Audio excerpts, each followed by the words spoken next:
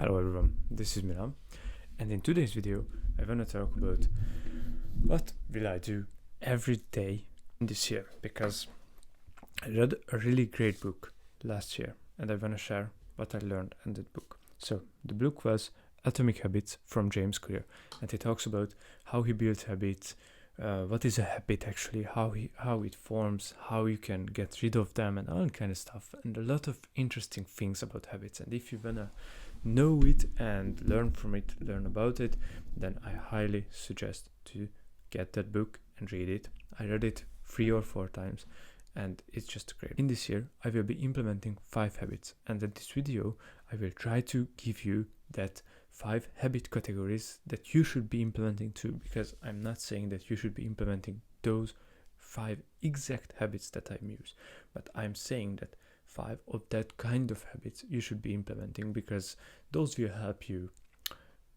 in many ways, and we will talk about it. So the first type of habit that you should be implementing is something that help you to learn. Why I'm saying to help you to learn? Because it help you to study or learn. So this can be anything from reading a book to watching a YouTube video that's not entertaining and not an entertainment book. So my choice is reading a book. I started reading books back in few months ago, and I'm reading books all along, but I wasn't disciplined. So back a month ago I started reading 10 pages every night. So I started it by 25 minutes, and now I can read it in 10 to 15 minutes, around that. So that means that I reduced my time half, so I can double my pages. However, if you think about it, that's going to mean that I am reading, if I read 10 pages a day, I am reading at least 1 book a month, or maybe 2. That means that I can read 12 to 24 books a year. That's a really good sign. That's a really good, great thing to know, and you can learn a shit ton from the 12 to 24 books. Now, the second habit that I'm going to second kind of habit, is something to relax. Now, Netflix doesn't fucking relaxing, or it does, but it's not the good kind of relaxing. So something to relax, that can mean a jog for you, a walk, or anything along those lines, or anything that's relaxing you, even cooking or cleaning. But for me, it's going to be meditating. It's a really great way to also help me to go into ways that I did not before, and to face a lot of problems when I'm meditating. So it's just a great way to me to clear my mental thoughts after my day. So yeah, it's a really great way. So the first kind of habit that I'm going to be implementing this year is something to keep me healthy. As you know, guys, I struggled a lot at this past few months with my health injuries, gut issues, hormone issues, and all that kind of shit. So in this year I will try to keep a healthy diet to get rid of my gut issues and get rid of shit, all the kind of shit that is not supposed to be there. So I try to be really healthy with my diet this year. So this is my thing to keep me healthy. But you can do cardio, walking, and any kind of stuff just to keep yourself healthy. Okay? But the important thing is do them daily and not daily, consistently. The fourth habit is something that makes you uncomfortable. Now, all these previous habits were going to be making you uncomfortable a little bit for reference. But for example, for me, the habit of choice for being uncomfortable will be working out, because when I'm working out, I'm just fucking exhausted, tired. I just want to go home. I fear to go to the gym, especially on leg days. So basically that's a torture actually, but I fucking love it. Now, it can be anything for you: a hard cardio session, a workout like mine, or a cold shower. Anything just get you out of your comfort zone for a little while. That will be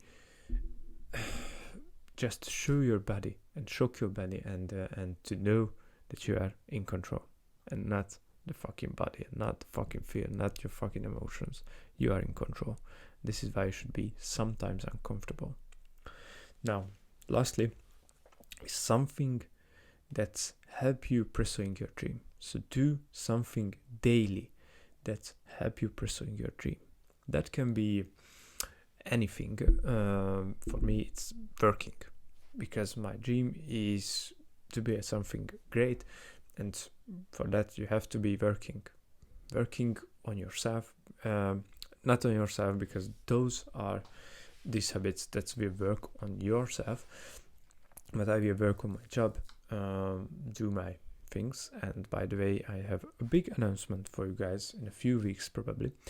So working on those, working on my job as much as possible. So these are the 5 habits that I'm going to be implementing daily. So something that keep you learning every day, something that keep you relaxed every day, something to keep you healthy every day, something to get you uncomfortable every day, and something that just help you to get closer to your pursued dream.